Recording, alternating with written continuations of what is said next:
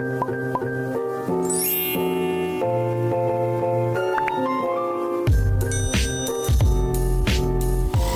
na naman po tayo ng tubig, guys. Hintay pa po kami. Yung galon na namin, yung sinisiglan.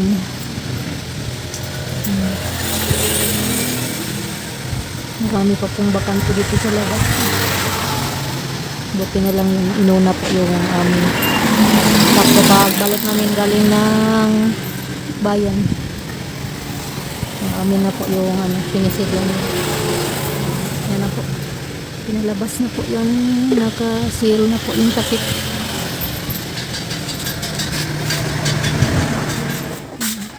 Nandito na po tayo sa bahay, guys. Descarga na si Alan sa kanyang tubig.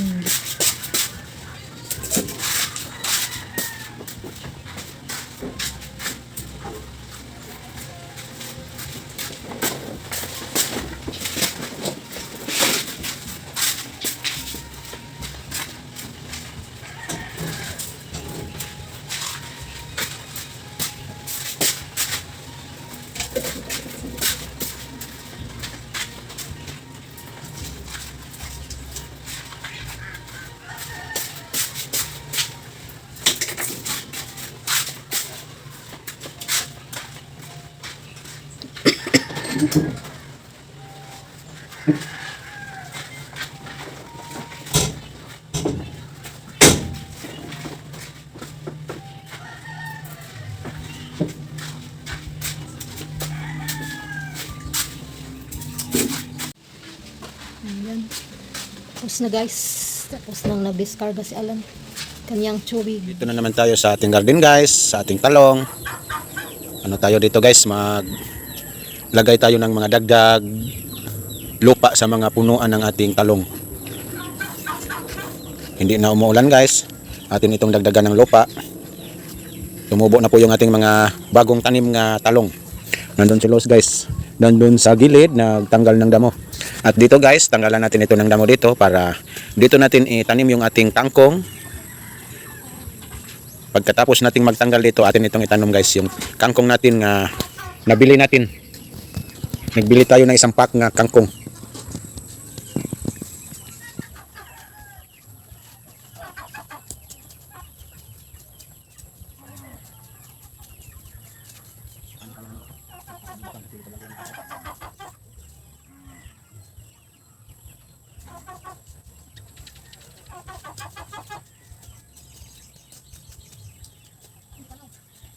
Laki nito siya.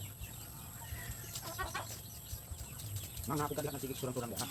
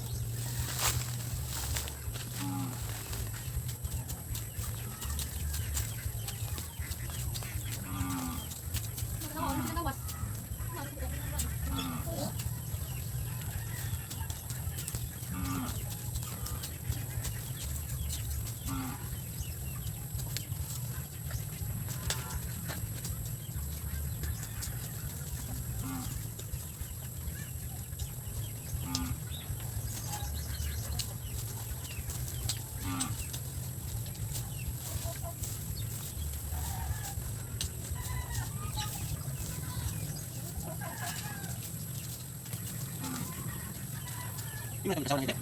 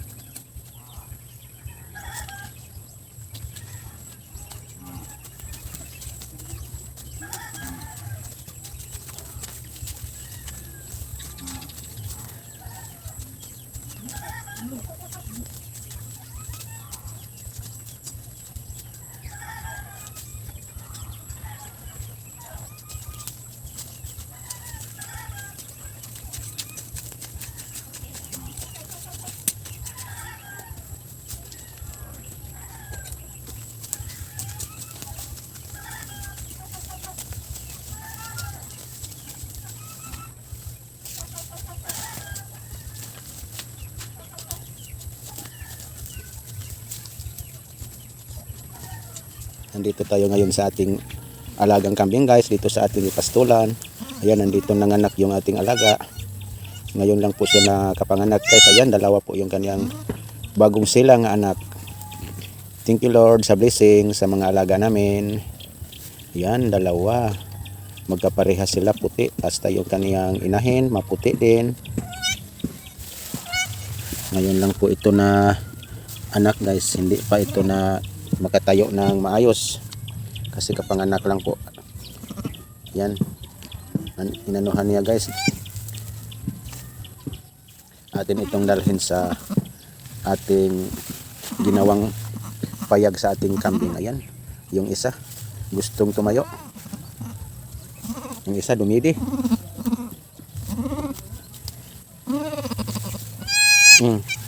Umiyak guys, hindi makatayo. Yan, atin siyang dalhin sa kanilang ano guys, payag. Buhatin lang natin yung ating mga maliit na kambing, yung bagong inanak. Umiyak guys. Umiyak yung mga kambing natin bagong inanak.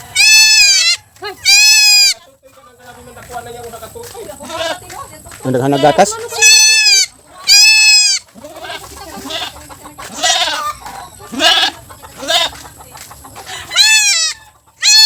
Bihib lang. Umiyak guys. Natingala siya bakit binuhat natin. Hindi pa man masyadong makalakad yung bagong inanak nga kambing.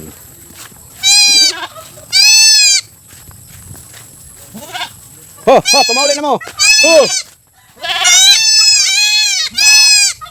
Dali na oy.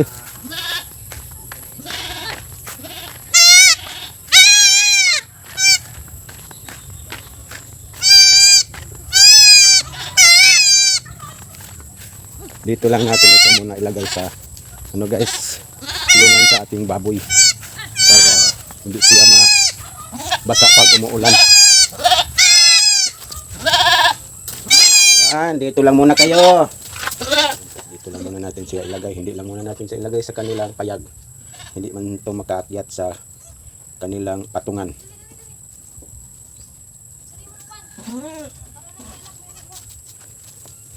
Yung iba guys, natin na itong higot.